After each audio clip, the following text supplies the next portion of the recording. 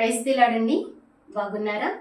సర్వాధికారియు కృపాసత్య సంపూర్ణుడు అయినటువంటి యేసుక్రీస్తు వారి అశ్రేష్టమైన నామంలో రెడీమాస్ రివైవల్ అనే ఈ కార్యక్రమాన్ని వీక్షిస్తున్న మీ అందరికీ కూడా ప్రేమపూర్వకమైనటువంటి వందనములండి.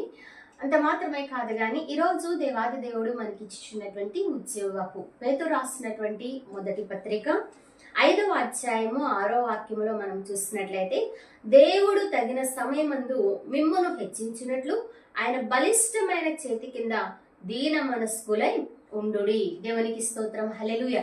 దేవుడు మనల్ని హెచ్చించాలి అని అంటే తగిన సమయం వచ్చే వరకు కూడా దేవుని చేతి కింద మనము ఉండాలి అని చెప్పి లేఖనం ద్వారా అర్థమవుతూ వస్తున్నది.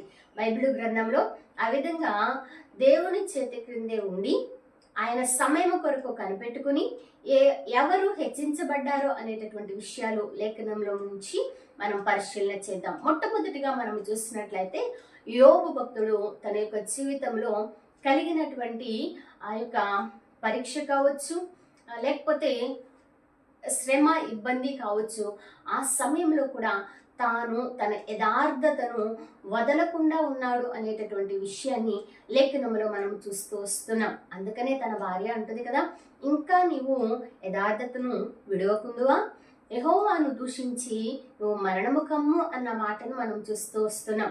తను ఉన్నటువంటి పరిస్థితుల్లో కూడా యథార్థతను విడిచిపెట్టలేదు. కాబట్టి ఆ తర్వాత దినాల్లో మనం చూస్తున్నట్లయితే యోబు భక్తుడు రెట్టింపు ఆస్తిని పొందుకున్నట్లు, మరలా సంతానాన్ని పొందుకున్నట్లు, ఆ దేశమంతే మాత్రమే కాదు కానీ ఈ రోజు వరకు అనేకులకు ఆయన దీవెనకరంగా మాదిరికరంగా ఉండటాన్ని మనం చూడగలుగుతూ వస్తున్నాం. రెండో విషయాన్ని మనం చూసినట్లయితే యోసేపు భక్తుడు, ఈయన కూడా తన చిన్నతనము నుంచి కూడా చెడుతనమును అసహించుకున్నటువంటి వ్యక్తిగా ఉన్నాడు అని చెప్పి లేఖనములో మనకు కనబడుతూ వస్తున్నది. తద్వారా తన అన్నలందరి చేత ద్వేషించబడి వేరే ప్రాంతానికి ఐగుప్తుకు బానిసగా వెళ్ళటాన్ని మనం చూస్తూ వస్తున్నాం. ఆ సమయంలో కూడా అక్కడ జరిగినటువంటి సంఘటన కూడా ఆ చెడును అసహించుకోవడాన్ని బట్టి చెరసాలలో వేయపట్టాన్ని మనం చూస్తున్నాం. అయినా కూడా తన యొక్క జీవితంలో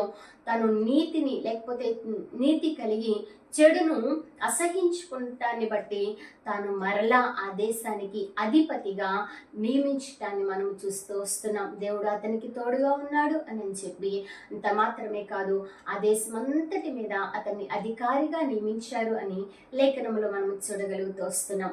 మూడో విషయాన్ని మనం చూసినట్లయితే ఇక్కడ కనబడుచున్నటువంటి వ్యక్తి ఎస్తేరు భక్తురాలు తన యొక్క జీవితంలో ఒంటరితనాన్ని లేకపోతే తల్లిదండ్రులు లేక అనాథ అనేటటువంటి ఫీలింగ్ వస్తూ ఉన్నదేమో, కానీ తన పినతండ్రి అయినటువంటి మొర్దెకై దగ్గర తాను పెరిగినప్పటికీ కూడా తనకున్నటువంటి మంచిని, క్షేమాన్ని, లేకపోతే తన యొక్క జీవితంలో ఏవైనా పంచుకోవడానికి ఎవరూ లేనటువంటి పరిస్థితుల్లో తాను ఒంటరితనాన్ని అనుభవించి ఉండవచ్చు. అయితే ఆ యొక్క వ్యక్తిని ఆ దేశానికి మహారాణిగా దేవుడు నియమించటాన్ని మనం చూస్తున్నాం. ఎందుకంటే తన యొక్క జీవితంలో తాను ఏమీ కోరుకొనలేదు, కానీ పరిశుద్ధాత్మునికి తాను అప్పగించుకున్నది. అందుకనే లేఖనంలో హేగే నిర్ణయించినటువంటి అలంకరణ తప్ప మరి ఏది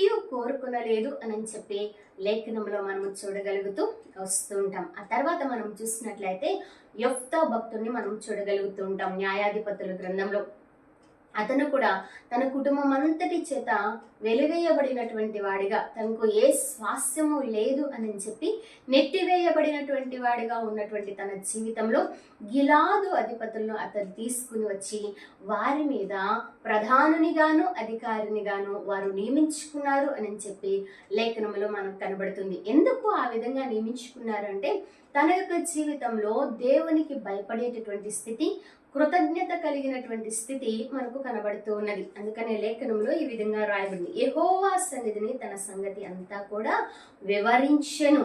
అయ్యా, నేను ఇలా ఉన్నాను, నా కుటుంబం ఇలా చేసింది, అయితే నీవు నన్ను ఎంతగా దీవించావయ్యా అని చెప్పి తన కృతజ్ఞత కలిగినటువంటి మనస్సును దేవుని సన్నిధిలో వివరించుకోవడాన్ని, సాక్ష్యం ఇవ్వటాన్ని మనము చూడగలుగుతూ వస్తున్నాం.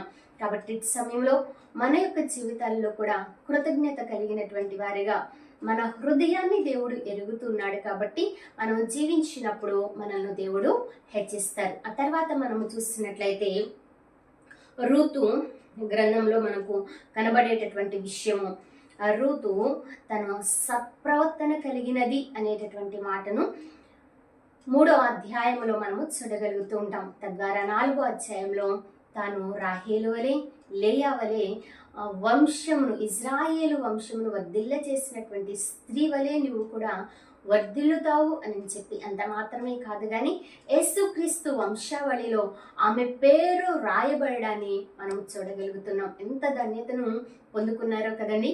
కాబట్టి మనం సత్ప్రవర్తన కలిగి జీవించినప్పుడు తగిన సమయమందు ఆయన మనల్ని హెచ్చించేటటువంటి వారిగా ఉంటూ ఉన్నారు. అంత మాత్రమే కాదు, దేవుని వాక్యంలో మనం చూసినట్లయితే దానియేలు కూడా ప్రార్థించినటువంటి అనుభవం మనకు కనబడుతున్నది. స్నేహితులతో కలిసి ప్రార్థన చేశారు. అంత ద్వారా రాజు కలభావమును చెప్పడాన్ని బట్టి ఆ యొక్క దేశానికి అధిపతిగా నెబుకద్నెజర్ రాజు గారు నియమించడాన్ని మనం చూస్తూ వస్తున్నాం. కాబట్టి ఈ సమయంలో జ్ఞాపకం చేసుకున్నాం. మొట్టమొదట యోబు భక్తుడు తన యథార్థతను విడిచిపెట్టలేదు. ఆ తర్వాత యోసేపు చెడుతనాన్ని అసహించుకున్నాడు. ఎస్తేరు పరిశుద్ధాత్మ యొక్క నడిపింపులో కొనసాగబడింది.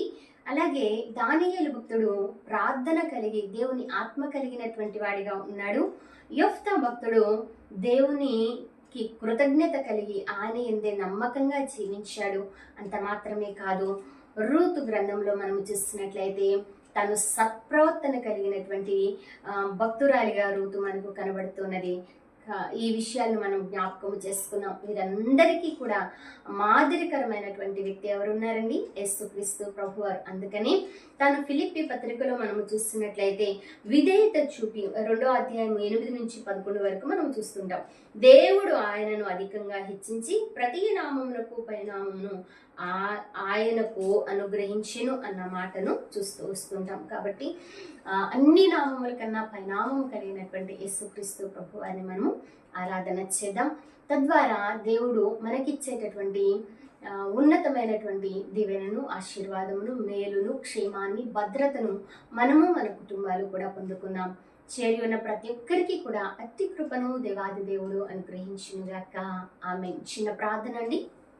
పరిశుద్ధుడు అయిన తండ్రి, మహోన్నతుడా, మీకు వందనాలు చెల్లిస్తున్నాం. మేము ఏ విధంగా ఉంటే మీరు మమ్మల్ని హెచ్చిస్తారో మాట్లాడుతూ వచ్చారు. అట్టి విధంగా హెచ్చింపబడినట్లుగా నా తండ్రి అయ్యా, నీ బలిష్టమైన చేతి కింద మేము దీన మనస్కులుగా ఉండటానికి సహాయమును దయచేయండి. ఈరోజు పెళ్లి రోజులు, పుట్టినరోజులు జరుపుకుంటున్నటువంటి బిడ్డలు నీవు ఇచ్చిన దయా కిరీటాన్ని బట్టి నీకు వందనాలు చెల్లిస్తున్నాం. ఈ వాగ్దానాన్ని స్వతంత్రించుకోవడానికి వారి జీవితకాలం అంతా కూడా నాయన నీ చేత హెచ్చించబడి దీన మనస్కులుగా నీ సన్నిధిలో నిలుచు భాగ్యమును దయచేయమని ప్రార్థిస్తున్నాం.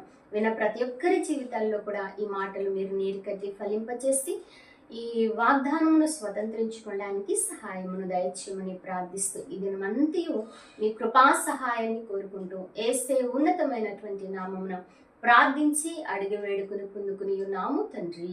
ఆమేన్. Praise the Lord. May God bless you.